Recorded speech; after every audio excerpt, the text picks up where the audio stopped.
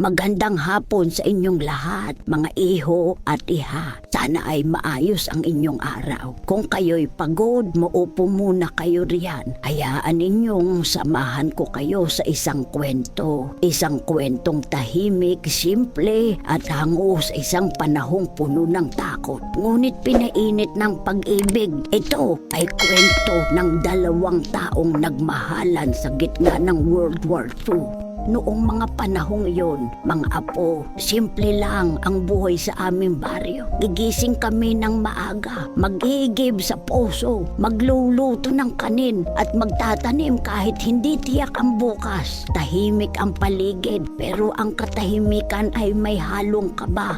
Bawat ingay sa malayo, bawat yabag sa gabi ay may dalang takot na baka ang digmaan ay tuluyan ng dumating sa aming pintuan.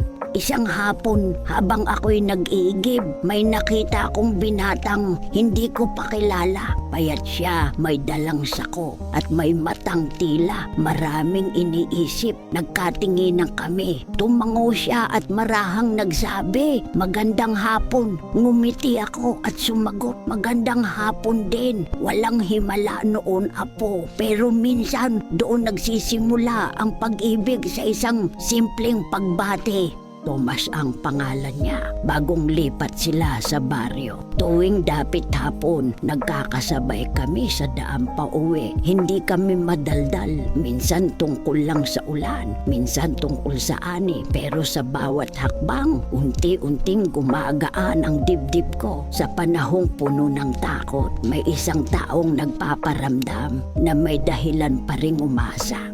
Habang lumilipas ang mga araw, mas lumalakas ang digmaan. May mga sundalong dumaraan, may mga gabing bawal mag-ilaw at may mga panalangin. Paulit-ulit namin binubulong. Si Tomas ay palaging nandoon. Hindi siya nangako ng ginto o kinabukasan. Ang presensya niya lang, ang katahimikan niya ay sapat na para magpatuloy ako.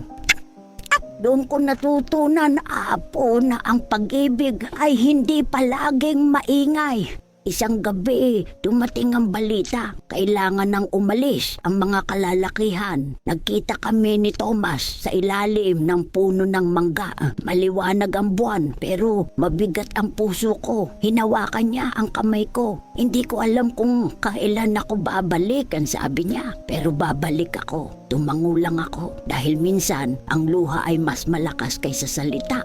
Ang paghihintay, mga apo, ang pinakamasakit na laban. Walang sulat, walang balita. May mga araw na puno ng pag-asa at may mga gabing halos mawala na ako ng lakas. Pero araw-araw, pinipili kong maniwala dahil ang pag-ibig kapag totoo, marunong maghintay. Isang hapon, katulad ng iba, nagwawalis ako sa bakuran. May tumawag sa pangalan ko. "Pwede pa bang magandang hapon?"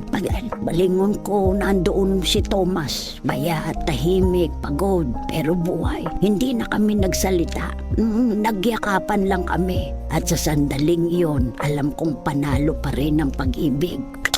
Natapos ang digmaan, hindi naging madali ang buhay. Pero sabay naming hinarap ang lahat. Walang engrandeng kasal, walang handaan, pero may respeto, pagtitiyaga at pag-ibig na araw-araw pinipiling manatili. Ngayon, matanda na ako. Marami na ang nagbago. Pero ang kwentong ito, lagi kong dinadala dahil sa gitna ng World War II. Natutunan ko na ang tunay na pag-ibig ay hindi nasusukat sa saya, kundi sa pananatili.